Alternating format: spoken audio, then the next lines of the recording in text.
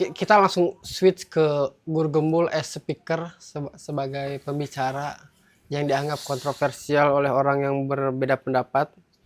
Setiap hari selalu ada kontra pendapat karena namanya juga orang yang berpendapat pasti kontra pendapat ya. Jadi di 4 hari yang lalu Pak Guru di Amerika, influencer Charlie Kirk yang dia suka satu lawan banyak gitu, ditembak di dada sampai sekarang meninggal. Iya, di leher apa di dada? Di sekitar leher lah di sini sampai nembus kan itu teh. Banyak konspirasi dan lain-lain. Tapi yang dikhawatirkan adalah ini tuh nyata Pak Guru. Misalkan iya nyata. Ada kekhawatiran sendiri nggak? Sampai sejauh ini mah belum sih. Nah ya, yang saya khawatirkan adalah ya, kenapa saya itu ngerasa selalu pengen nemenin kalau keluar kota. Harry Pras, entah sepahan atau tidak dengan Harry Pras tuh pernah ke suatu kota, diundang, tapi ketika diundang, itu undangannya hoax, dan akhirnya dia dipersekusi. Nah, itu saya tuh khawatir kalau misalkan GG juga bakal kejadian yang sama gitu. Ya, saya masih percaya bahwa orang sebagian besar di Indonesia tuh orang baik, dan yang lebih besar itu sebenarnya adalah orang angin-anginan gitu. Jadi orang yang ikut-ikutan jahat karena orang lain juga jahat gitu, karena sistemik aja gitu. Termasuk para koruptor di Indonesia, saya juga melihat banyak di antara para koruptor itu yang dia nggak punya pilihan selain korupsi, karena memang sistemnya memang sudah mengarahkan untuk menjadi seperti itu, atau dia akan dibully. Sesederhananya adalah waktu Baraya dulu sekolah, kemudian satu kelas isinya dapat bocoran ulangan dan Baraya ngomong ke guru ngelaporin, itu dipastikan Baraya yang dibully.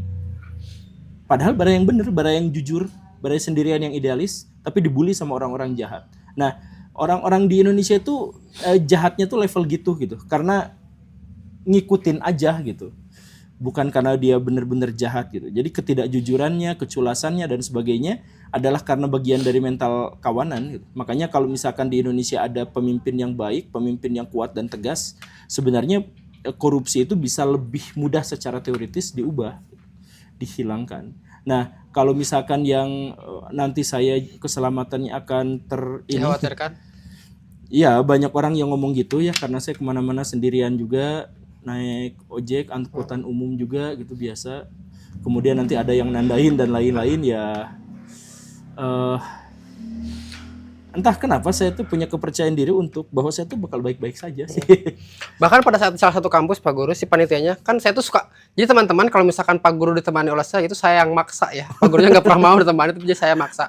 Di salah satu kampus kemarin yang kita datangi, si panitianya mengatakan bahwa ada orang yang datang bilang bahwa dia itu, gerombolan beberapa orang itu adalah undangan langsung dari antum. Padahal saya yakin antum tidak mengundang. Hah? Ada ya? Ada di salah satu kampus bilang ke saya, itu sebenarnya kenapa Pak Guru disuruh-suruh cepat keluar dan nggak di sana, karena pada saat ada acara ada yang mau masuk mengatakan bahwa Pak Guru langsung yang mengundang beberapa orang. Oh gitu. Panitianya mengatakan ke saya, itu tuh ada tuh intel-intel di dalam seminar-seminarmu itu. Iya, kalau intel di setiap seminar tuh ada, saya juga kenal. Kadang-kadang intelnya yang bilang sendiri gitu. Wah, saya intel disuruh untuk ngawasin. Nah, ya kadang-kadang juga ada yang kayak gitu. Tapi selama itu masih kondusif biasanya aman-aman aja. Ya, tapi emang berbeda pendapat itu agak ngeri, apalagi di sosial media ya Pak Guru. Kadang kita lagi ngomongin apa, komentarnya tuh kesana terus. Iya. Dan yang saya paling kesel itu adalah perbedaan pendapat di kalangan kalau misalkan ngomongnya agama. Ya, saya baru mau nunjukin ini nih. Jadi Rhoma Irama itu lagi promoin acara dia diundang di salah satu tempat seperti antum lah, salah satu tempat. Terus dia lagi promo acara, terus isi komennya tuh baca sendiri, scroll gerak, tidak ada yang positif, gila. Pada tanggal 5 dan 6 Assalamualaikum warahmatullahi wabarakatuh. Selamat berjumpa nanti pada tanggal 5 dan 6 September 2025. Bertempat di Kemayoran dalam rangka Pesta Pora Festival. Insyaallah Soneta akan berkolaborasi. Coba kita lihat ya. Malik Essential. Oke? Sampai jumpa 5-6 September malam. Oh, ini mah ini Mayoran digerakkan Pesta Pora Festival. buzzer. Assalamualaikum warahmatullahi wabarakatuh. Ya, Yang ini head-headnya. Heeh. Komen-komen itu sama, wah ini mah sahabatnya Imad. Komennya sama itu mah. Jadi buzzer-buzzer dari ini tuh kuat sekali. Jadi di pemerintahan saya tahu beberapa kementerian yang buzzernya kuat, dan Habib-Habib itu buzzernya juga kuat luar biasa. Buat apa ya mereka tuh mempertahankan? Makanya saya tuh nanya sama Baraya semua, ini mah yang agamawan gitu, yang muslim gitu ya. Yang ini ulama-ulama, Habib-Habib, kiai-kiai, gus-gus di Indonesia itu, kalau misalkan mereka disodorkan isu tentang kayak kemarin gitu ya, DPR yang tidak empati kepada rakyat, mereka tuh bungkam. Kalau mereka disodorkan isu tentang korupsi Pertamina, mana ada mereka ngomong gitu. Kalau misalkan mereka itu disuguhin isu-isu tentang misalkan ada penyalahgunaan kekuasaan, hening mereka tuh. Tapi kalau misalkan ada di antara mereka yang pemikirannya berbeda sama orang lain, itu bisa debat bertahun-tahun tanpa henti. Aneh kan? Katanya agama, tapi kalau ada kemaksiatan, mereka tuh bungkam. Tapi kalau ada urusan berbeda pemikiran, mereka galak. Nah, inilah karakteristik asobiah yang akan menghancurkan agama apapun di dunia, yaitu mereka bikin agama di dalam agama, bikin kelompok di dalam kelompok. Mereka sudah terkait dengan ajaran agama Islam dan harus bersatu padu di situ, tapi mereka bikin kelompok yang menganggap salah kelompok yang lain. Dari kelompok itu bikin yang lebih kecil lagi, bikin kelompok yang lebih kecil lagi, sampai permusuhan di antara mereka itu satu sama lain gak reda-reda. Jadi coba misalkan sudah diharuskan untuk berpijak pada agama Islam gitu, jangan berpecah belah gitu ya.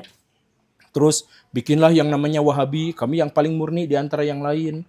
Bikinlah itu NU. NU itu sebenarnya organisasi, tapi NU kultural itu udah sampai menganggap kelompok yang lain itu sesat, bisa digeruduk juga sama mereka gitu. Kemudian bikin juga macam-macam segala rupa. Nah, nanti dari Wahabi misalkannya itu terpecah jadi kelompok yang banyak lagi gitu. Kayak misalkan Ustadz Kiai Khalid Basalamah misalkan dengan Pak Firanda gitu. Itu teh enggak satu geng, itu teh misah gitu. Nanti misah lagi terus saja kayak gitu sampai kecil-kecil. Dan itu tuh gara-gara apa? Apakah mereka berdebat soal kemaksiatan? Bukan, mereka mau berdebat soal pemikiran, penafsiran mereka sendiri gitu. Jadi kalau misalkan kita punya pemikiran teh nggak boleh, harus ngikut sama mereka. Kalau ngikut sama yang lain nggak boleh gitu. Nah itu, jadi nantilah kita ajak ngobrol Pak Roma Irama lagi ya. Dan kayaknya dia mah diserangnya gara-gara sama dengan antum anti Habib. Iya, Cuma kan- nggak anti Habib juga, anti Habib palsu ya. Iya, kita tuh nggak anti Habib, Baraya, kita anti Habib palsu. Kayak kan Pak Haji Roma Irama juga mulai bahas Habib tuh gara-gara podcast sama saya kan untuk pertama kalinya itu tuh. Jadi saya yang menjerumuskan beliau. Ya, Karena kan- makanya nanti ketemu lagi silaturahim ke beliau ini. Pak Guru, Udah lama. cukup untuk hari ini. Oke. Sampai jumpa besok. Assalamualaikum warahmatullahi wabarakatuh. Waalaikumsalam warahmatullahi wabarakatuh.